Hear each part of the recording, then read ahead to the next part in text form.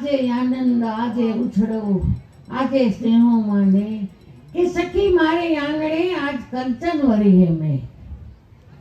બાપુ તમને ને મને આ ઘેર ડિસ્ટ્રિક્ટ ફાવી બહુ ગઈ. કેમ કે ઘેર ડિસ્ટ્રિક્ટ વિના આપણો ઉધાર નથી. આ જોતા આમ પરાના પોલા મંડી જાય ફૂટવા કે એકાદો કડડો જો હાડનો ને જો ગંગાજળ જાય પછી માનવ્યા કુળમાં ભૂત ન હરજે ભાગીરથી. એમાંય આ વણગા ભગતે બધું ધમધમતું કહ્યું. આ એક સહેજ મંદબુદ્ધિનું બાળક હોય તોય માવતરને કંટાળો આવે કે મારે ક્યાં ભવના પાપ છે.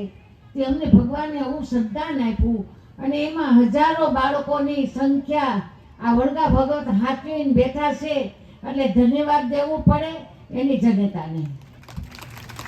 કે ધરા વિના ધાન ન નીપજે ને કુળ વિના માળું ન હોય.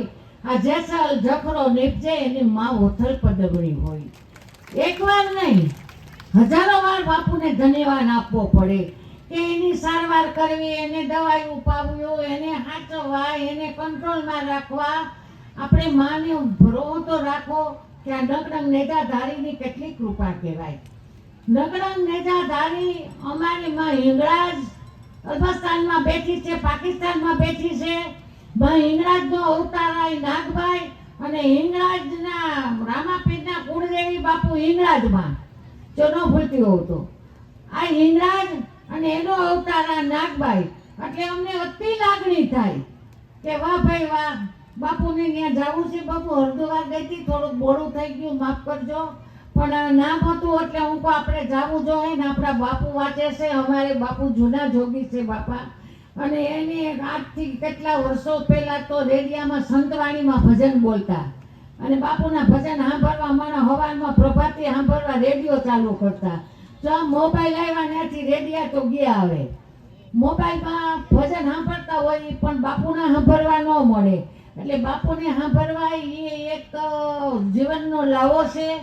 અને આ બધું વણગા ભગત જાળવીને બેઠા છે. આ દરિયાનો કાંઠો, આ ધમધમતી જગ્યા. અને મને તો એવું થાય છે કે કદાચ ત્યાં સત્તા કરીએ તો અહીંયા હું 5-25 મારા બાપુ આપણે થાય, આપણે દર્શન કરવા વાળા ન થાય. અને આ ડિસ્ટ્રિક્ટ આખી એવી છે કે મેલ લાડા અને મેરાણીઓ તમારે આંડા નાખી 50 નહીં પણ 500 માનાના રોટલા કરવા હોય ને તો ઘડીમાં ધબકાવી નાખે. કારણ કે એને મોટાઈ નથી, એને અભિમાન નથી, એને ગમન નથી. અને હેઠા ઈ નાચ બેહી જાય એનો મને બહુ ગર્વ છે બાપ. અને અમારે તો મહેમાન હાચવવા હોય ને તો બહુ ભારે પડી જાય કે આ માતાજી પ્રસંગ પૂરો કરી દે તો બસ જોગબાયા. એટલે બાપ તમે બહુ ભાગ્યાની છો, બહુ ભાગ્યશાળી કહેવાઓ. એટલે માં જગદંબાને પ્રતાપે તમારે આવા લાવા મળે, આવા કાર્યક્રમ થાય. આ તમારી કેટલી પેઢીના પુણ્ય કહેવાય. તો તમને અવારનવાર આવા લાવા મળ્યા કરે